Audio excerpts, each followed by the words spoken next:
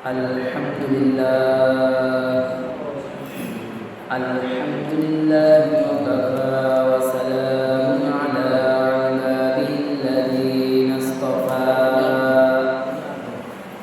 أما بعد فأعوذ بالله من الشيطان الرجيم بسم الله الرحمن الرحيم ولله على الناس حج البيت من استطاع إليه سبيلا ومن كفر فإن الله غني عن العالمين وقال رسول الله صلى الله عليه وسلم الحج المبرور ليس له جزاء إلا الجنة أو كما قال عليه الصلاة والسلام إن الله ملائكته يصلون على النبي يا أيها الذين آمنوا صلوا عليه وسلموا تسليما اللهم صل على محمد وعلى آل محمد كما صليت على إبراهيم وعلى آل إبراهيم إنك حميد مجيد اللهم بارك على محمد وعلى آل محمد كما باركت على إبراهيم وعلى آل إبراهيم إنك حميد مجيد الحمد لله মহান আল্লাহ পাক রব্বুল আলামিনের দরবারে লাখো কোটি শুকরিয়া যে আল্লাহ পাক রব্বুল আলামিন আপনাকে আমাকে আল্লাহর ঘর মসজিদে জুমার নামাজের উদ্দেশ্যে আসার এবং বসার তৌফিক দান করেছে। সেই বিশ্ব মালিক বিশ্ব প্রতিপালকের দরবারে শুকরিয়া দান করি বলি আলহামদুলিল্লাহ। সম্মানিত হাজিরিন, এখন আমাদের একটি হজের মৌসুম চলতেছে। দেখা গেল অনেকে গেছে, অনেকে যাইতেছে, অনেকে যাবে, এরকম একটা পরিস্থিতি চলতেছে। আসলে এই যে হজ ইবাদত, ইসলামের যে 5টি ভিত্তি আছে, কালিমা, নামাজ, রোজা, হজ, যাকাত, এই 5টি ভিত্তির ভিতরে বলা হয় এই 5টি আবার 2 ভাগ। একটি হলো বিশ্বাস, আরেকটা হলো আমল, ইবাদত। যেমন 5টির ভিতরে একটি হলো কালিমা। কালিমা এটা আমল করা যায় না, এটা হলো বিশ্বাসের এক নাম। মুখে স্বীকার করা, অন্তরে বিশ্বাস করা। যেমন আমরা মুখে বলি লা ইলাহা ইল্লাল্লাহ মুহাম্মাদুর রাসূলুল্লাহ, এটা আমরা মুখে বলি, কিন্তু এটার পরিপূর্ণ বিশ্বাসও অন্তরে রাখতে হবে। আমি মুখে মুখে বললাম লা ইলাহা ইল্লাল্লাহ মুহাম্মাদুর রাসূলুল্লাহ, এটা শুধু মুখে মুখে বললাম, কিন্তু অন্তর দিয়া মানলাম না। কারণ এটার অর্থ হলো এক আল্লাহ বাদে আর কেউ ইবাদতের উপযুক্ত নাই, এবং হযরত মুহাম্মদ সাল্লাল্লাহু আলাইহি ওয়াসাল্লাম আল্লাহর রাসূল। এটার অর্থের তার মানে আমি আরবিতে যখন বলি লা ইলাহা ইল্লাল্লাহ মুহাম্মাদুর রাসূলুল্লাহ, তার মানে আমি এটা বলতেছি যে এক আল্লাহ বাদে ইবাদতের উপযুক্ত আর কোনো মালিক নাই। কিন্তু বিভিন্ন শিরক, বিভিন্ন জায়গায় বিভিন্ন কারণে এমন এমন কথা বা এমন এমন কাজ করি, দেখা যায় এই আল্লাহ বাদে অন্য কাউকে আমাদের ইবাদত হয়ে যেতেছে আমাদের কথাবার্তা আচরণের দ্বারা। কিন্তু সেই থেকে কি করতে হয়? হেফাজত করতে হয়। তার মানে এটা বলা হচ্ছে বিশ্বাস। মানে আমি বললাম আর তাতেই হয়ে গেল, এটা না। অন্তরে পরিপূর্ণ বিশ্বাস থাকতে হবে এবং সবসময় এমনভাবে থাকতে হবে যে আমি যে মুখে বলছি লা ইলাহা ইল্লাল্লাহ, এক আল্লাহ বাদে আর কোনো মাবুদ নাই, এই কথার জন্য পরিপন্থী কোনো কাজ আমার দ্বারা না ঘটে, এটার নাম হলো বিশ্বাস। মানে ওই বিশ্বাস অনুযায়ী সব জায়গায় চলা, ওই বিশ্বাস অনুযায়ী সব জায়গায় কথা বলা, যাতে আমার দ্বারা এই কালিমার বিপরীত কোনো কিছু না ঘটে হয়, এটা হলো বিশ্বাস। এখন অন্তরে বললাম এক আল্লাহ বাদে ইবাদত আর কারো নাই, কিন্তু মুখে বললাম আর কি, কিন্তু অন্তর দিয়া মুখে বলছি তো কি হয়েছে, অন্তর দিয়ে আরো বিভিন্ন কিছুরে মানি। এটা হইতে পারে আল্লাহ তো আছে, নিচে ইল্লা আছে, এরকম বিভিন্ন কিছু মানুষ বইলা থাকে। এইটা তো এই পাঁচটার ভিতরে এটা হলো একটা বিশ্বাস। আরগুলো হলো যেমন নামাজ, রোজা, হজ, জাকাত, ওগুলো হলো ইবাদত, ওগুলো আমল করতে হয়। আবার বলা হয় এই যে পাঁচটার ভিতর দুইটা ভাগ আছে, একটা হলো বিশ্বাস আর একটা হলো আমল, ইবাদত। তাই একটা হলো বিশ্বাস, যেটা গেছে সেটা হলো কালিমা, এটা চলে গেছে। আর বাকি যেগুলো আছে নামাজ, রোজা, হজ, জাকাত, এটা আবার তিন ভাগ। এই তিন ভাগের ভিতর যেমন একটা হলো শারীরিক ইবাদত, আবার আরেকটা হলো আর্থিক ইবাদত, আবার আরেকটা হলো শারীরিক এবং আর্থিক ইবাদত, দুটোটা মিলানো। তো শারীরিক ইবাদত এটাকে নামাজ, রোজা, যেমন আমরা নামাজ পড়ি, আমরা শরীর নাড়াচাড়া করি না, এটা হলো শারীরিক ইবাদত। নামাজ পড়তেছি, এটা আমাদের শারীরিক ইবাদত হইতেছে।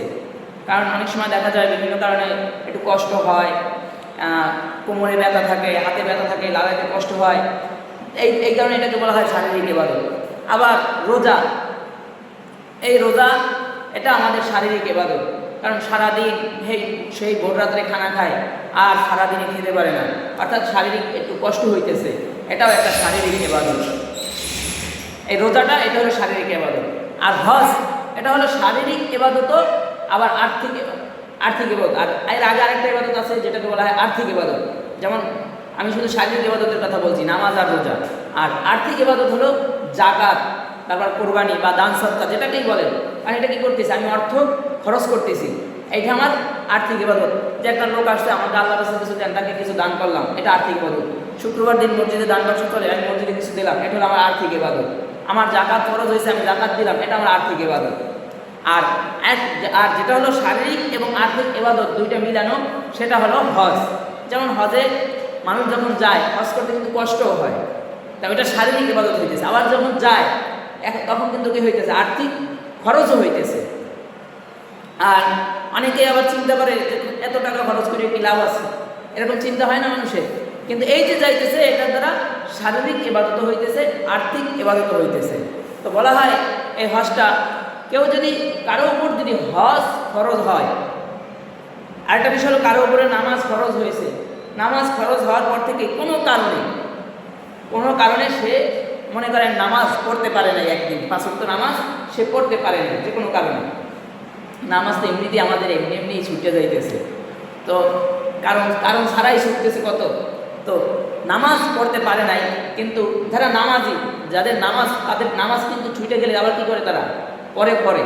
তো যাদের নামাজ কোনো কারণবশত ছুটে গেছে, এরা দেখা যায় কি কাজা নামাজ আদায় করতে পারবে, যে কোনো সময় আদায় করতে পারবে, শুধু নিষিদ্ধ সময়গুলো বাদে। যেমন 3টা টাইম নিষিদ্ধ আছে, ফজরের পরে যে সকালে সূর্য ওঠার সময়, তারপরে সূর্য যখন মাথার উপরে আসে, তারপর সূর্য ডুবে যাওয়ার সময়, 3টা সময় যে নিষিদ্ধ টাইম আছে, এই 3টা সময় বাদে তার যখন মনে চাইবে তখনই সে কী করতে পারবে, তার কাজা নামাজগুলো আদায় করতে পারবে। কিন্তু যার উপরে জীবনে একবার হজ খরচ হয়েছে কিন্তু হজ করে নাই, ওই হজ তার যেভাবেই হোক করতে হবে, ওই হজ যেভাবেই হোক করতে হবে। এবার বলা হয় হজ ফরজ হয় কোন সময়? হজ তো তখনই ফরজ হয়েছিল যখন তার উপরে হজে করতে যাওয়ার মতো টাকা পয়সা, আর্থিক সম্পদ তার কাছে ছিল। বলা হয় হজ করতে যতদিন সময় লাগে, এই সময় এবং সে যাবে এবং আসবে এই পরিমাণ খরচ তার কাছে ছিল, এবং ঘরে যে পরিবার থাকবে, পরিবারের ভরণ পোষণ ওই দিন পর্যন্ত রেখে যাবে, এই খরচ তার কাছে ছিল। ধরেন আজ থেকে আরও 20 বছর আগে, 15 বছর আগে, উদাহরণস্বরূপ মনে করেন হজ করতে টাকা লাগতো 1.5 লাখ 2 লাখ এরকমের। তো তখন ওই সময় মনে করেন আমি 2 লাখ টাকার মালিক হয়েছিলাম, যে আমি আমার পরিবারের ভরণ পোষণ দিয়া তারপরে আমি আবার যেতেও পারবো, আবার হজ পরিপূর্ণভাবে করে চলে আসতেও পারবো। এই 2 লাখ টাকা আমার উপরে ছিল, তার মানে আমার উপরে হজ খরচ হয়েছিল। কিন্তু আমি কী করছি, করি নাই, যে এখনও তো জুয়ান আছি, তো আমি আরেকটু বৃদ্ধ হই, আরেকটু বয়স্ক হই, তারপরে করি। কারণ দেখবেন বাজারে যারা ব্যবসায়ী আছে বা বিভিন্ন লোকজন আছে, এদেরকে বর্তমানে বলে যে এখন তো ব্যবসা বাণিজ্য করি, অবসর হয়ে রই, মানে অবসরে যাই তারপরে হজ করবো না। কারণ ব্যবসা বাণিজ্যের সময় অনেক সময় তারা এই চিন্তা করে যে ব্যবসা করার জন্য মিথ্যা কথা বলা লাগে, বিভিন্নভাবে কথা বলা লাগে।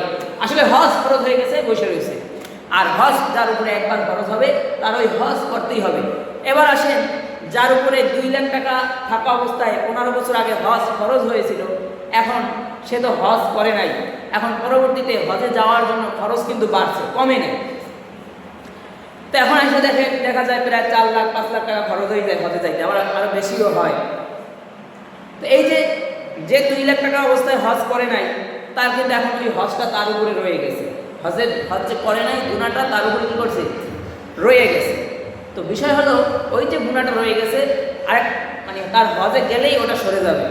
এবার বিষয় হলো সে যে অলসতার কারণে, গাফলতির কারণে হজটা করলো না, তখন টাকা ছিল 2 লাখ, এখন সে চিন্তা করছিল পরে করবে।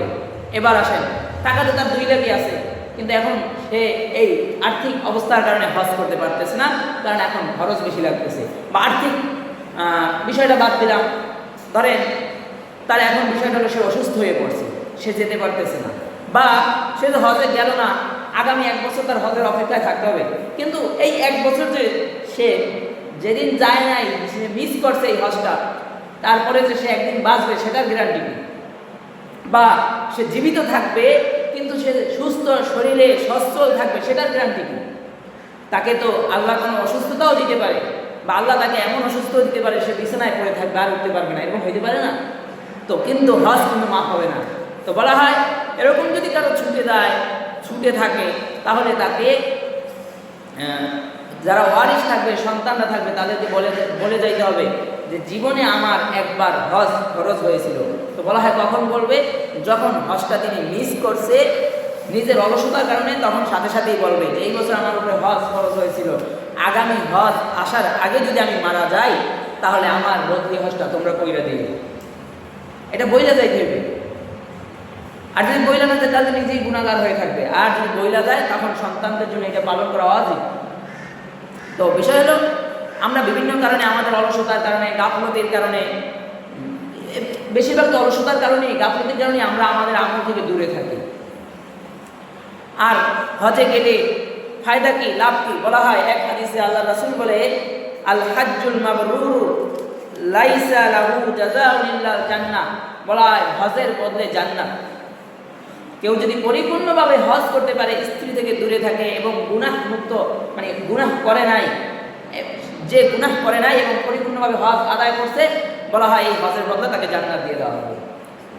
এই জন্য এইরকমও বলে মুফাসসিরগণ যে যে হজে গেল সেজন্য জান্নাতে গেল, এরকমও বলে। হজে যাওয়ার অনেক ফজিলত রয়েছে, কিন্তু আমরা আমাদের অনেক সময় আর্থিক অবস্থা থাকা অবস্থায় আমরা আমাদের গাফলতি করি। আবার অনেকের টাকা পয়সা আছে, সুস্থ আছে, কিন্তু মনে করে আমি এখন বয়স অল্প, আমি এখন কেন যাব, আমার এখনো বয়স, এখানে এই ফুর্তি করার বয়স, এখনই যদি যাই তাহলে হয়, আরও পরে যাব, বুড়ো হয়ে যায়। কিন্তু বলা হয় যুবক বয়সের ইবাদত আরও বেশি দামি, আর হজে গেলে যে কষ্ট, ওইটা বৃদ্ধ বয়সে সেই কষ্টটা করতে পারবে কিনা তাও সন্দেহ থাকে। অর্থাৎ যাদের বয়স, মানে শরীর ঠিক থাকা অবস্থায় হজ খরচ হয়, তখনই সাথে সাথে হজ করা এটা তার জন্য খরচ হয়ে গেছে। তো যদি কারো ছুটে যেয়ে থাকে, তাহলে তার চিন্তা থাকবে যে সামনে যেন হজ না ছুটে। হজ এটা একটা দামি ইবাদত, এখানে গেলে মানুষ নিষ্পাপ। বলা হয় যে হজে যায়, গুনাহমুক্ত হজ করে, সে পরিপূর্ণ হজ আদায় করলো, সে যেন নিষ্পাপ হয়ে ফিরে আসলো। বলা হয় কিভাবে নিষ্পাপ হলো? বলা হয় মায়ের পেট থেকে বের হয়, গর্ভধারণ অবস্থায় যখন মায়ের পেট থেকে মা যখন তাকে জন্মদান করে, ওই অবস্থায় যেমন নিষ্পাপ থাকে, যে পরিপূর্ণ হক আদায় করে হজ করে আসলো, সেও যেন ভাবে নিষ্পাপ হয়ে আসে। সুবহানাল্লাহ। কিন্তু আমরা আমাদের অলসতা, গাফলতির কারণে এটা থেকে আমরা দূরে থাকি। কারণ আমাদের ভিতর সেই মক্কা মুআজ্জমা দেখার আবেগ, প্রেম আমাদের ভিতর নাই। কাবা তওয়াফ করবো, সেই প্রেম আমাদের ভিতর নাই। কাবার যে একটা প্রেম, কাবার প্রতি যে একটা মায়া, কাবার প্রতি একটা মহব্বত, এটা আমাদের ভিতর নাই। এটা যদি আমাদের ভিতর থাকতো, তাহলে তো আমরা নামাজ ছাড়তে পারতাম না। যে যাই একটু কেবলামুখী হই, মসজিদে আযান হয়ে গেছে। কাবার প্রেম নাই দেখেই তো কেবলার প্রেম নাই রেখেই তো আজ নামাজে মুসল্লি পাওয়া যায় না, হস্ত দূরের কথা। তো বলা হয় এই কাবা যেখানে হজ করতে মানুষ যায়, এক দিনে সকলে বলতে থাকে, দুনিয়ার কোনো চিন্তা নাই, সবাই করে বলতে থাকে লাব্বাইক আল্লাহুম্মা লাব্বাইক, কোনো কেউ কারো দিকে তাকায় না, কেউ কোনো নজর করে না, কিছু না, খুব সুন্দর। মানে বলা হয় ওখানে গেলে আল্লাহকেও পাওয়া যায়, কারণ ওখানে একটা আবেগের জায়গা, ওখানে গেলে আর মানুষের দুনিয়ার চিন্তা থাকে না। দেখবেন এমনিতেই ওখানে গেলে চোখের পানি পড়ে যাইতেছে, ওটা এমন এক জায়গা। আবার ওই হজ করতে গেলে আরেকটা জিনিস নসিব হয় কি, যে সে মদিনায় যাইতে পারল। আল্লাহ রাসূল বলে আমার ঘর থেকে আমার মেম্বার পর্যন্ত জায়গাটুকু জান্নাতের একটা স্থান, আর আমার মেম্বারটা হাউজে কাউসারের উপরে। তো সে মদিনায় যাইতে পারলো, নবীর কবরও জিয়ারত করতে পারলো। আল্লাহ রাসূল বলে কেউ যদি আমার রওজার পাশে দাঁড়ায় আমার কবর জিয়ারত করে, সেজন্য আমি থাকা অবস্থায় সরাসরি আমার সাথে সাক্ষাৎ করবো। সুবহানাল্লাহ। কিন্তু আমাদের সেই মদিনার প্রেম, মক্কার প্রেম আমাদের ভিতর নাই। এই জন্যই তো মক্কা এমন একটা জিনিস, বলা হয় ওটাকে যখন সৃষ্টি করা হয়েছে, এক সময় এই দুনিয়া পৃথিবী সকল পানি আর পানিই ছিল, সব পানি ছিল, সেই পানির ভিতর থেকে একটা জায়গা উঁচু ছিল। বলা হয় আল্লাহ যখন মনে চাইছে যখন জমিন সৃষ্টি করবে, পৃথিবী সৃষ্টি করবে, তখন আল্লাহ পাক রব্বুল আলামিন ইচ্ছা করলেন, তো তখন ওই যেই জায়গাটা উঁচু ছিল, এখন মক্কার যে জায়গাটা, ওই জায়গাটা পানির ভিতরে একটু উঁচু টাইপের ছিল, তো ওই জায়গাটা গর্ত হয়ে গেল, নিচে ডেবে গেল। যাওয়ার সাথে সাথে আশপাশে যে পানির একটা ঢেউ হয় না, ঢেউর ভিতর থেকে একটা ফেনা বের হয় না, তো ওই ঢেউ হইতে হইতে নিচে ফেনাগুলা পড়তে আছে, মানে পানি পড়তে পড়তে একটা ফেনা তৈরি হয়েছে। আর যখন ওই ফেনাটা তৈরি হয়েছে, আল্লাহর ইচ্ছায় ওখান থেকে একটা ইট পরিমাণ জায়গা মাটির রূপ নিল ওই ফেনাগুলা থেকে। এটা হলো দুনিয়ার সৃষ্টি শুরু থেকে। আর ওই জায়গাটাকেই মক্কা বলে সৃষ্টি করা হয়েছে। এবার ওই জায়গা থেকে শুরু করে এভাবে এই তাম দুনিয়া সৃষ্টি করা হয়েছে। এরপরে বাবা আদম আলাইহিস সালাম এবং হাওয়া আলাইহিস সালামকে সৃষ্টি করা হইল। আদম আলাইহিস সালাম এবং হাওয়া আলাইহিস সালামকে দুনিয়ায় পাঠানো হলো। ঘটনা তো আমরা অনেকেই জানি। এবার আদম আলাইহিস সালামকে শ্রীলঙ্কায় পাঠিয়ে দিল, আর হাওয়া আলাইহিস সালামকে জেদ্দায় পাঠিয়ে দিল। এবার দুজন চলতেছে। আমরা জানি যে আদম আলাইহিস সালাম দোয়া করলেন, আল্লাহ আর ভালো লাগতেছে না, আকাশে কার নাম যেন দেখা যাইতেছে, মুহাম্মদ লেখা, ওই মুহাম্মদ নামের উসিলায় আমাদেরকে ক্ষমা করুন, আমাদের ভুল মাফ করে দেন। সুবহানাল্লাহ। বলা এই দোয়া করার পরে আদম আলাইহিস সালামের দোয়া কবুল হয়ে গেছে। আদম আলাইহিস সালাম হাওয়া আলাইহিস সালামের দেখা হয়েছে। আদম আলাইহিস সালাম ওই জায়গায় আসলেন, ওই জায়গায় ইবাদতের ঘর বানাইলেন আল্লাহর আদেশে। ওই যেই জায়গাটা মক্কা, আল্লাহ এখন মক্কা রাখছে, মক্কা মুআজ্জামা রাখছে। তো ওই মক্কাটাকে এবার আল্লাহ তাআলা আদমকে আদেশ করলেন এখানে তাওয়াফ করেন। আদম আলাইহিস সালাম তাওয়াফ করলেন। শুধু কি আদম আলাইহিস সালাম তাওয়াফ করেছেন? না, ওখানে আদম আলাইহিস সালাম তাওয়াফ করেছেন, শীশ আলাইহিস সালাম তাওয়াফ করেছেন, ইলিয়াস আলাইহিস সালাম তাওয়াফ করেছেন, যত নবীগণ ছিলেন তাওয়াফ করেছেন, ঈসা আলাইহিস সালাম তাওয়াফ করেছেন, ইব্রাহিম আলাইহিস সালাম তাওয়াফ করেছেন, ইসমাঈল আলাইহিস সালাম তাওয়াফ করেছেন, শাম আপনার নবী হাবিবুল্লাহ মুহাম্মদ সাল্লাল্লাহু আলাইহি সাল্লাম তাওয়াফ করেছেন। এই মক্কা বিভিন্ন সময় বিধ্বস্ত হয়ে গেছে, মাটির নিচে চলে গেছে বিভিন্ন কারণে। যা বলা হয় আদম আলাইহিস সালামের পরে তার সন্তান শীশ আলাইহিস সালাম আবার নতুন করে নির্মাণ করে আবার ওটাকে মাটির নিচে চলে যায়। অথবা বলা হয় নূহ আলাইহিস সালামের প্লাবনের সময় থেকে মক্কা মাটির নিচে চলে যায়। অথবা বলা হয় আল্লাহ তাআলা নূহ আলাইহিস সালামের প্লাবনের যে আযাবের যে পানি দিয়েছিল ওই সময় যেন নাপাক পানিতে মক্কা না করে, এই জন্য আল্লাহ তাআলা ওটাকে আসমানে উঠায় নিয়ে গেছে। এবং এই মক্কাটা এমন এক জায়গায় যে মক্কা বলা হয় প্রত্যেকটা আসমানে ফেরেশতাদের একটা কিবলা আছে, আর সপ্তম আসমানে একটা কিবলা আছে যেটার নাম হলো বাইতুল মামুর। আসমানের সেই বাইতুল মামুর সোজা আমাদের মক্কা মুকাররমা।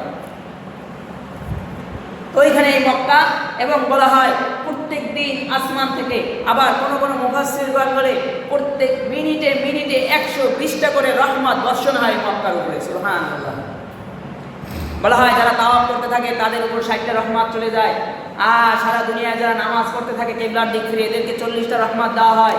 আর যারা নামাজ পড়ে না, তাওয়াফ করে না, তাদের যারা তাকায়া থাকে মক্কার দিকে, মক্কার প্রেমে, বলে না মানে ন্যূনতম মুসলমান আছে না, নামাজ পড়ে না, কিছু করে না, কিন্তু মক্কার প্রেমে মক্কা দিতে চাইতে পারতাম, এমন আফসোস যাদের ভিতর থাকে, মক্কার প্রেম যাদের ভিতরে আছে, এদেরকেও ওই 20টা রহমত দেওয়া হয় বন্টন করে। তো এই মক্কাটা বিভিন্ন সময় বিভক্ত হয়ে গেছে, শীষ আলাইহিস সালাম নির্মাণ করেছে। এমনকি বলা হয় কোন সময় মানে ওই যে সৃষ্টি হয়েছে, সৃষ্টির শুরু থেকে ওই মক্কার তাওয়াফ এখন পর্যন্ত বন্ধ হয় নাই, এখন পর্যন্ত তাওয়াফ বন্ধ হয় নাই। বলা হয় নূহ আলাইহিস সালামের প্লাবনের সময় নূহ আলাইহিস সালাম 950 বছর উম্মতকে দাওয়াত দিয়েছে। 950 বছর। আমরা এখন বিভিন্ন সময় বলি এত দাওয়াত দিই, এত কথা বলি, লোক কই? আসলে একজন পয়গম্বর নূহ আলাইহিস সালাম দাওয়াত দিয়েছিলেন 950 বছর। বলা হয় কোন কোন বর্ণনায় বলে তার উম্মত ছিল 8-9 জন অথবা 80 থেকে 90 জন। 950 বছর দাওয়াত দিয়া রাত্রে বাড়িতে বাড়িতে গিয়া কালেমা পড়ায় আসছে। হ্যাঁ, এক আল্লাহর ইবাদত করবা, আর কোন খোদার ইবাদত করবা না, এই সব তওবা করাই আসে। আর সকালবেলা আয়েশা শুনে তার বিরুদ্ধে স্লোগান দিতেছে উম্মতরা, তাকে অপদস্থ করতেছে। এই উম্মতের উলামায়ে কেরামরা মানুষকে দাওয়াত দিতেছে, বিভিন্ন জায়গায় বিভিন্নভাবে দাওয়াতের কাজ চলতেছে। সকালবেলা যাদেরকে দাওয়াত দেওয়া হয়, যাদেরকে কালেমা পড়ানো হয়, এরাই আবার রাজপথে নাইমা বলে তাবলীগের লোকগুলা পিকনিক খাইতে নামছে। এরাই আবার নাইমা বলে ইসলামী যে স্কলার যারা আছে, উলামায়ে কেরাম যারা আছে, এদেরকে খাইয়া দেওয়ার কোনো কাজ নাই, শুধু মানুষকে এভাবে ঘুরে বেড়ায়। এজন্যই তো এই বাংলার জমিনে এটাও দৃশ্য দেখা গেছে। কায়েদে মিল্লাত জুনায়েদ বাবুনগরী রহমাতুল্লাহ আলাইহি যখন জীবিত ছিল হায়াতে, শাহবাগে একদল নাস্তিক মার্কা লোক বের হয়ে বলেছিল জুনায়েদ বাবুনগরীর গালে গালে জুতা মারো, তালে তালে। নাউজুবিল্লাহ। কারণ এমন একজন শাইখুল হাদিস যারা সব সময় হাদিসের দর্শ দিতে থাকতেন, যারা হাদিসের দর্শ দিতে থাকতেন এবং হাদিসের প্রত্যেক লাইনে লাইনে আছে ক্বালা নবী সাল্লাল্লাহু আলাইহি ওয়াসাল্লাম, ক্বালা রাসূলুল্লাহ সাল্লাল্লাহু আলাইহি ওয়াসাল্লাম, যাদের মিনিটে মিনিটে জবান থেকে সাল্লাল্লাহু আলাইহি ওয়াসাল্লাম বের হতো, আর এদের গালে জুতা মারতেন, তালে তালে রাজপথে নামে। ঠিক ওই যে নূহ আলাইহিস সালামের উম্মতগুলোর মতো। নূহ আলাইহিস সালামের যখন প্লাবন দেখা দিল, নূহ আলাইহিস সালাম প্রথম রাত্রে দাওয়াত দিয়ে আসলে দেখে সকালে তার বিরুদ্ধে তার উম্মত। নূহ আলাইহিস সালাম দোয়া করলেন, আল্লাহ 950 বছর দাওয়াত দিছি, অনেক গালিগালাজ খাইছি, অনেক গালিগালাজ শুনছি, অনেক মাইর খেয়েছি, অনেক নির্যাতন সহ্য করেছি, আর সহ্য হয়েছে, তুমি ওদেরকে ধরো। নবী বলতেছে কি, আর সহ্য হইতেছে না, তুমি ওদেরকে ধরো। নবীর দোয়া কবুল, নবীর দোয়া কবুল হয়ে গেছে। আল্লাহ বলে কি শাস্তি দিতে পারি? নূহ আলাইহিস সালাম বলে আপনার যেটা ভালো মনে হয়। কয় তাহলে পানি দিই? নূহ আলাইহিস সালাম বলে পানি দিবে? তাহলে আমি যাবো কই? আমি তো সাঁতার জানি না, আর এই আযাবে পানি আসে কি আর সাঁতার জানলে কাজ হবে? আল্লাহ বলে তাহলে নৌকা বানান। বলা হয় নৌকা বানাইলো, বিশাল এক নৌকা বানাইলো, লম্বা ঘটনা, আমি সংক্ষেপ করে বলতেছি। তো নৌকা বানাইলো, নৌকা তো নিচে রয়েছে, উম্মত যদি শয়তান মার্কা কাফের মুশরিকে দিতে বলে নূহ নৌকা বানাইছে, ওইখানে গিয়ে পায়খানা করে দিয়েছে। পায়খানা করার পরে এবার নূহ আলাইহিস সালাম বলে আল্লাহ যখন আপনি মহামারী দিবেন, পানি দিবেন, তখন আমি এই নাপাক পায়খানা ধরবো না আপনার নৌকায় উঠবো। তো আল্লাহ বলে চিন্তা করেন না নবী, এগুলো অপরে দিয়েই ধোয়াইতেছি। বলা হয় এক বৃদ্ধ মহিলা, সে বলতেছে আমি তো চোখে দেখি না, আমিও একটু ওইখানে যাবো পায়খানা করতে। বলা হয় পায়খানা করতে গেলে কোনো রকমের ছেঁচড়া খাইয়া পইরা গেছে ওই পায়খানার উপরে। সারা গায়ে পায়খানা লাগার পরে, বাথরুম লাগার পরে এবার ধুইতে নামছে। ওই মহিলা ছিল একটা কুষ্ঠ রোগী। তো মহিলাকে যখন গোসল করায় উঠাইছে, দেখে যে মহিলার প্রত্যেকটা রোগ ভালো হয়ে গেছে। সুবহানাল্লাহ। তো দেখে যে সে এখন চোখেও দেখতে পায়। তো বলে ধীরে সুস্থ হলে কীভাবে? তাই পয়গম্বরের নৌকার পায়খানা গায়ে লাগছিল তো, আর ওটা তারা ধুয়ে ফেলাইছি, তখনই আমি সুস্থ হয়ে গেছি। এরপরে আল্লাহ আবার মহামারী দিছে, প্রত্যেকটা লোক যারা আছে, লুলা কানা বয়রা এগুলা যারা আছে, গায়ে কুষ্ঠরোগী খুলতি বাচ্চা যা আছে, এটি সব দিয়া পায়খানা টানাটানি লাগাই দিছে। এরপরে বলা হয় ওই পায়খানা তো শেষ হয়ে গেছে, এখন কি করবে? বলা হয় ওইটাকে ধুইয়া এরপরে ওইগুলা দিয়াও গোসল করতেছে আর সুস্থ হইতেছে।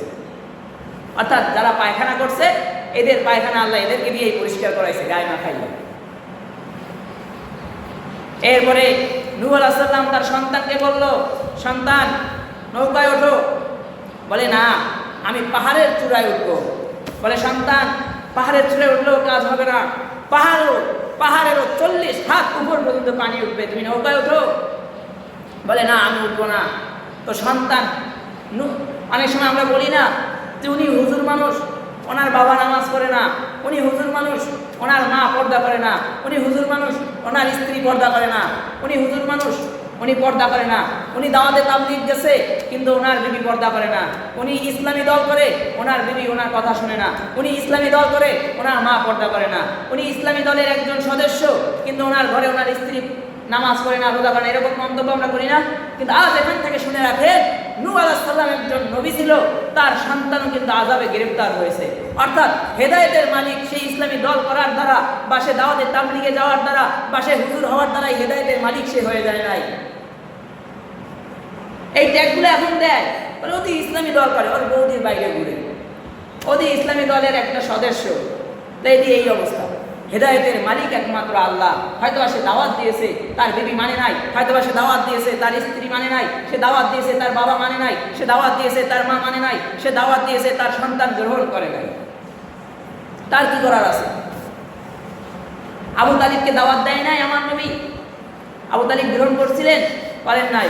অথচ আবু তালিবের কলিজার টুকরা ছিল আমার আপনার নবী। অর্থাৎ হেদায়েতের মালিক আল্লাহ। হেদায়েত এটা নয় যে সে ইসলামী দল করে বা সে একজন হুজুর, সে একজন ইমাম, সে একজন খতিব, সে একজন মুহাদ্দিস, সে একজন শাইখুল হাদিস, সে একজন মুফতি, সে একজন মাওলানা। এটার দ্বারা হেদায়েত না, হেদায়েত একমাত্র আল্লাহর হাতে। যেমন নূহ আলাইহিস সালাম সন্তানকে বারবার দাওয়াত দিলে সন্তান আসে না। এরপরে মহাপ্লাবন এসে গেল। নূহ আলাইহিস সালামের যারা অনুসারী ছিল এরা তো নৌকায় উঠছে, আর কাফের মুশরিকদেরকে নৌকায় উঠাইতেছে না। এটার দ্বারা আরেকটা জিনিস জেনে রাখবেন, যখন কোনো জালেমের উপর, এই দুনিয়ায় যদি কোনো জালেমের উপর মানে আল্লাহর আযাব গজব নেমে আসে, তখন তাকেও দয়া করা যাবে না। জালেম আছে না? না নাই? অবশ্যই জালেম আছে। যখন কোনো জালেম বা কোনো আলেমের সাথে বা এ জামানায় কোনো ভালো ব্যক্তিদের সাথে, কোনো ওলি বুজুর্গদের সাথে, কোনো উলামায়ে কেরামের সাথে বেয়াদবি করার কারণে যখন তাদের দল বল যখন ধ্বংস হয়ে যায়, তখন তাদেরকে দয়া করা যাবে না। কারণ নূহ আলাইহিস সালাম একজন পয়গম্বর ছিলেন, কাফের মুশরিকরা কিন্তু আসছিল যে নৌকায় উঠাও, উঠায় নাই কিন্তু। এরপরে এই নূহ আলাইহিস সালামের নৌকা পানি যত উঠে তত উপরে উঠতেছে, কিন্তু যারা ওই যে তার সন্তান পাহাড়ে উঠবে, পাহাড়ে উঠেছিল, পাহাড়ও ওই মানে ওই যে প্লাবনে পানি আসছে, ওই পানিতে পাহাড় পর্যন্ত তলায় গেছে। সমস্ত কাফের মুশরিক ওই প্লাবনে ধ্বংস হয়ে গেছে। বলা হয় ওই সময়ও এই নৌকা, নূহ নবীর নৌকা যে চলতেছিল, যখন মক্কা মুআজ্জামার কাছে গেল, তখন আল্লাহ তার ইচ্ছা অনুযায়ী ওইখানে নৌকাটাকে একটা চক্কর খাওয়াইছে, মানে তাওয়াফ করাইছে। এই ছিল মক্কা। বলা হয় কোনো সময় এটার দ্বারা মানে এই মক্কার তাওয়াফ এখন পর্যন্ত বন্ধ হয় নাই, কিয়ামত পর্যন্ত হবেও না। বলা হয় শুধু মক্কাটা, আল্লাহর কোরআন বলে ইন্না আউওয়ালা বাইতি উদিআ লিন-নাস লাল্লাযী বিবাক্কাতা মুবারাকান ওয়া হুদাল লিল আলামিন। এই মক্কা সৃষ্টি করা হয়েছে বাইতি উদিআ লিন-নাস হুদাল লিল আলামিন, মানুষের জন্য রহমত হেদায়েতের ঘর হিসেবে নির্মাণ করা হয়েছে। আবার এই মক্কা আবার নির্মাণ করেছিল আমার আপনার জাতির পিতা হযরত ইব্রাহিম আলাইহিস সালাম। ইব্রাহিম আলাইহিস সালামকে আদেশ দেওয়া হলো ওটা নির্মাণ করেন। ইব্রাহিম আলাইহিস সালাম নির্মাণ করলেন। বলা হয় ওখানে একটা মাকাম ইব্রাহিম, একটা পাথর আছে, হয়তো যারা গেছে তারা দেখছে। এই পাথরটা কোনো সময় মানুষ পাথরে পাড়া দিলে কি পাথর ডেবে যায় বা পায়ের ছাপ্পা করে? কিন্তু পাথরটা আল্লাহ এমনভাবে সৃষ্টি করেছে যে হযরত ইব্রাহিম আলাইহিস সালাম দাঁড়াইছে তো তার পায়ের ছাপ্পা পাথরের উপর পড়ে গেছে। এমন এক পাথর ছিল যে পাথর যখন দেওয়ালের ইটগুলা উপরে গাঁথা লাগবে তখন অটোমেটিক এমনিতেই ওটা উপরে উঠে যেত, আবার যখন পয়গম্বরের নিচে নামা লাগবে তখন অটোমেটিক পাথরটা লিফট সিস্টেমে নিচে নেমে যেত। এখনো হাজিরা হজে গেলে মাকাম ইব্রাহিমের কাছে 2 রাকাত নামাজ পড়ে যে কয় রাকাতের পড়ার সুযোগ পায় চেষ্টা করে নামাজ পড়ার, দোয়া করার। এরপরে আরো নির্মাণ হয়েছে, শেষ নির্মাণ হয়েছে হাজ্জাজ বিন ইউসুফের হাতে। এই কাবাঘর আমাদের জন্য রহমত স্বরূপ। কাবার প্রেম আমাদের ভিতর থাকতে হবে। কাবার প্রেম আমাদের ভিতর থাকলে আমরা অবশ্যই যখন হজ ফরজ হয় হজ করতাম। তো বিষয় হলো যাদের উপর হজ ফরজ হয়েছে তাদের তো হজ করতেই হবে। আর এই কাবার প্রেম যদি থাকে কোনো মুসলমান নামাজও ছাড়তে পারে না। এই জন্যই তো খাদিজাতুল কুবরা বলে, ইয়া রাসূলুল্লাহ, ইয়া হাবিবাল্লাহ, আমি খাদিজা যখন ইন্তেকাল করব, আমি খাদিজা যখন মারা যাব, তখন আমার গায়ে কিন্তু কাফনের কাপড় হিসাবে আপনি পয়গম্বরের একটা জামা আমাকে দিয়ে দিলেন। কারণ জামা পোশাক দিয়ে চেনা যায় যেটা আর্জেন্টিনা আর এটা ব্রাজিল, পোশাক দিয়ে চেনা যায় এটা ফিলিস্তিন না এটা ইসরায়েল, পোশাক দিয়ে চেনা যায় এটা ইরান না এটা আমেরিকা, এটা পোশাক দিয়ে চেনা যায়, পোশাক দিয়ে চেনা যায় এটা ভারত আর এটা বাংলাদেশ। এই জন্য খাদিজাতুল কুবরা বলে, আমি মারা গেলে আপনার গায়ের একটা জামা আমাকে কাফনের কাপড় হিসেবে দিয়ে দিয়ে, কারণ কবরে তাকে চেনা যাবে যেটা নবীন লোক। এরপরে খাদিজাতুল কুবরা দ্বিতীয় আবদার, দ্বিতীয় দাবি করে, পয়গম্বর আপনি নিজে আমার কবরে নেমে তারপরে আমার মুখটা কাবার দিকে ফিরিয়ে দিবেন। বলে কেন? যারা নামাজ পড়ে না এদেরকে যখন কবরে রাখা হয় ফেরেশতারা এসে বলবে, কিরে কাবার দিক মুখ ফিরাইলি কেন? জীবনে তো একটা সেজদা দিছো না, জীবনে তো আল্লাহর ঘর মসজিদে গিয়ে দাঁড়াইছো না, জীবনে তো কোনো সময় 2 রাকাত নামাজ পড়ার জন্য মক্কা মুআজ্জামাকে কিবলা বানিয়ে দাঁড়াও নাই, আজ কবরে এসে তোর মুখটা কাবলার দিক ফিরাইলি কেন? তখন অটোমেটিক মুখ কাবার কাবার বিপরীত দিকে ফিরে চলে যায়। অর্থাৎ যারা নামাজ পড়ে না, এখন তো কোনো ইমাম বলছেন অথবা বাবা ইমামে আবু হানিফা বলছে যেগুলো নামাজ পড়ে না এগুলোকে নিয়ে জেলে বন্দি করে রাখো, কিন্তু এখন বেনামাজির জেলখানা নামাজিদের জেলখানা হয়ে গেছে। এখন শাইখুল হাদিস যারা আছে, মুফতি যারা আছে, যারা ইসলামী দল করে, ইসলামী দল কেন করে? এজন্য তাদেরকে জেলে বন্দি করা হয়। কেন? হাদিসের দর্শ দেয়, এজন্য তাদেরকে জেলখানায় বন্দি করা হয়। কিন্তু কোনো বেনামাজির শাস্তির ব্যবস্থা নাই, কিন্তু কোনো জেনাখোরের শাস্তির ব্যবস্থা নাই, কিন্তু কোনো মদখোরের শাস্তির ব্যবস্থা নাই। কিন্তু প্রকৃত পক্ষে যাদের জন্য জেলখানা বানানো উচিত ছিল অধিকাংশ খুঁজলে পাওয়া যাবে এরা দুনিয়ায় ঘুরতেছে, আর যারা হাদিসের দর্শ দেয়, নামাজ পড়ে, রোজা রাখে, এরা জেলখানায় বন্ধ আছে। এজন্যই তো অধিকাংশ উলামায়ে কেরাম যুগে যুগে জেল খেটে খেটে আসতেছে। ইমামে আযম আবু হানিফা যিনি এত মেধাবী একজন মানুষ ছিলেন, এই ইমামে আযম আবু হানিফার হজ বন্ধ হয় নাই। তো ইমামে আযম আবু হানিফা রাহমাতুল্লাহ আলাইহি যখন জেলে বন্দি থাকা অবস্থায় তখনকার বাদশা বলে, এই নোমান বিন সাবিতকে ছেড়ে দাও, কারণ ওর হায়াতের জীবনে কোনো হজ কাজা হয় নাই, ওকে ছেড়ে হজে পাঠাও। তখনকার বাদশা তো ইমামে আযমকে হজে পাঠাইছে, আর এখনকার বাদশারা তো যাকে জেলে বন্ধ করে তার নামাজ বন্ধ করে দেয়, তার রোজা বন্ধ করে দেয়, তার হজ বন্ধ করে দেয়, তার আমল বন্ধ করে দেয়। অথচ বাদশা বলতেছে নোমানের হজ কাজা হয় নাই, ওরে ছাইড়ে দাও। আর সে আল্লাহর বান্দাও হজ করে আইসা চাইলে বাড়ি যাইতে পারতো, কিন্তু বাড়ি যায় নাই, হজ করে আইসা আবার সোজা জেলখানায় ঢুকে গেছে। আল্লাহু আকবার। তাই মক্কার প্রেম আমাদের ভিতর থাকতে হবে। যারা দুনিয়ার জিন্দেগিতে বলা হয় মক্কার দিক ফিরবে না, মানে কেবলাকে সেজদা দিবে না, এবার প্রশ্ন করবে সেজদা দিবে একমাত্র আল্লাহকে, কাবা তো আল্লাহর সৃষ্টি, এটা কেন সেজদা দিব? তাহলে তো মূর্তিরেও সেজদা করা যায়, এটা আবার কিছু মানুষ যুক্তি দিবে। অথচ কাবার দিকে ফিরে সেজদা করতে এটা স্বয়ং আল্লাহর আদেশ, কিন্তু কোনো মূর্তি পূজাকে, মূর্তিকে কেন্দ্র করে সেজদা করা আল্লাহ আবার নিষেধ করে দিয়েছে। অর্থাৎ আপনি যে যুক্তি দিবেন সেই যুক্তির জবাব আল্লাহ আগেই দিয়ে দিছে। এখানে স্বয়ং আল্লাহ নিজেই বলছে মক্কাকে কিবলা বানাইতে। অর্থাৎ আমি যে আলোচনা করেছি, যাদের উপর হজ ফরজ হয়েছে বা হয়েছিল আগে, তাদের কিন্তু মরার আগে হজ করে যেতে হবে।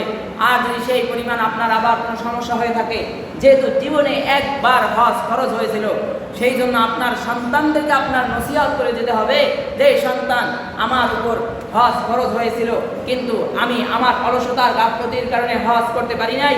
আমি মারা গেলে যদি আগের সামনের হজ আসার আগে আমি মারা যাই, তাহলে তোমরা আমার নামে বদলি হজ করাই দিও। এটা নসিহত করে যেতে হবে, কিন্তু হজ মিস করা যাবে না।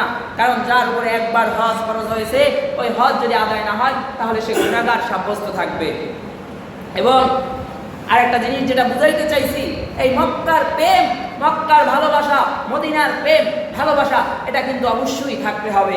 এটার সাথে দুশ্মনী করে কোনো লাভ নাই। কারণ আব্রাহা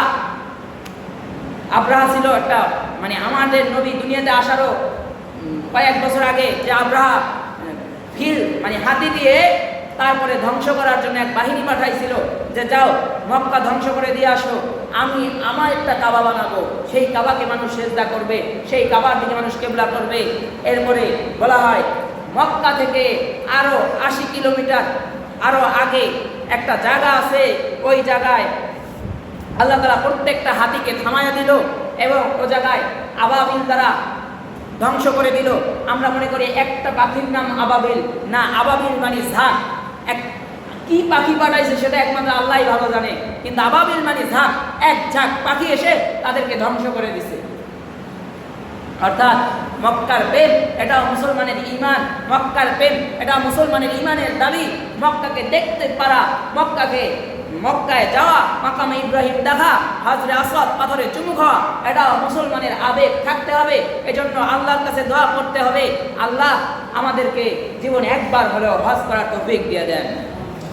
এবং যখন হযরত ইব্রাহিম আলাইহিস সালামকে বলা হয়েছিল যে পয়গম্বর আপনি তৈরি করেন, তো ইব্রাহিম আলাইহিস সালামকে কাবা নির্মাণ হওয়ার পরে বলা হয়েছিল এবার আপনি এখানে এলান করেন যে দুনিয়াবাসী তোমরা আসো এখানে তাওয়াফ করো। তো ইব্রাহিম আলাইহিস সালাম বলে আল্লাহ এই জনশূন্য মানুষ, যে চারদিকে কোনো মানুষ নাই, শুধু মরুভূমি আর মরুভূমি, আমি এখানে এলান করলে কার কানে যাবে? তো আল্লাহ বলে হে ইব্রাহিম তুমি ঘোষণা দাও, কানে পৌঁছে দেওয়ার মালিক হলাম আমি আল্লাহ। তো ইব্রাহিম আলাইহিস সালাম বললেন হে দুনিয়াবাসী তোমরা আল্লাহর ঘর তাওয়াফ করতে চলে আসো। বলা হয় এই কথাগুলা আল্লাহ তাআলা এমনভাবে ঝড়ো বাতাসে ছড়িয়ে দিয়েছে, বলা হয় শুধু দুনিয়ায় সারা জায়গায় ছড়ায় নাই, বরং মানুষকে সৃষ্টি করার আগে যে আর রুহের জগতে যে রাখা হয়, ওই রুহের জগৎ পর্যন্ত আওয়াজ পৌঁছে গেছে। এবং ওই রুহের জগতে পৌঁছানোর সময় যে মানুষগুলা রুহ অবস্থায় ছিল তখন সেখান থেকে বলেছিল লাব্বাইক আল্লাহুম্মা লাব্বাইক, লাব্বাইক আল্লাহুম্মা লাব্বাইক। বলা হয় হায়াতের জিন্দেগিতে ওই রুহের জগতে যারা একবার বলেছিল লাব্বাইক, তারা জীবনে একবার হজ করবে। যারা বলে নাই তারা হজ করতে পারবে না। রুহের জগতে যারা ইব্রাহিম আলাইহিস সালামের ডাকে সাড়া দিয়ে রুহের জগৎ থেকে বলেছিল লাব্বাইক আল্লাহুম্মা লাব্বাইক, যে 20 বার বলেছে সে 20 বার হজ করতে পারবে। যেই রুহগুলা 50 বার বলেছিল সেই রুহগুলা 50 বার হজ করতে পারবে। সুবহানাল্লাহ। মানে এটা বোঝানোর, এটা বলার কারণ হলো যে আল্লাহ তাআলা ইব্রাহিম আলাইহিস সালামের আওয়াজ এমনভাবে পৌঁছে দিয়েছে যে রুহের জগৎ পর্যন্ত পৌঁছে গেছে। তো এই কাবার প্রেম, কবরে গেলেও কিন্তু কাবার প্রেমের প্রয়োজন আছে। অর্থাৎ কাবার প্রেম ঘরে বসে দেখাইবেন না, টিভিতে সাইডা সকালবেলা তেলাওয়াত শুনবেন আর কাবা দেখবেন, ওইটা কাবার প্রেম না। কাবার প্রেম প্রকৃতপক্ষে আমি আমার কিবলা সামনে রেখে নামাজ পড়ব। কাবার প্রেম মানে প্রকৃতপক্ষে 5 ওয়াক্ত নামাজ। অর্থাৎ দুনিয়ায় আপনি কিবলার দিকে কাবাকে কিবলা বানায় সিজদা দেন নাই, আপনার ওই কাবার প্রেম কোনো প্রয়োজনে আসবে না। এজন্য ভাই যাদের উপর হজ ফরজ হয়েছে তারা হজ করার চেষ্টা করবেন। অলসতা গাফলতির কারণে এই হজ ছাড়বেন না এবং অলসতার কারণে নামাজও ছাড়বেন না। আল্লাহ তাআলা যে কথাগুলো বলা হয়েছে এর উপরে আমল করার তৌফিক দান করুন। আমিন। আখির দাওয়ানা আলহামদুলিল্লাহি রাব্বিল আলামিন।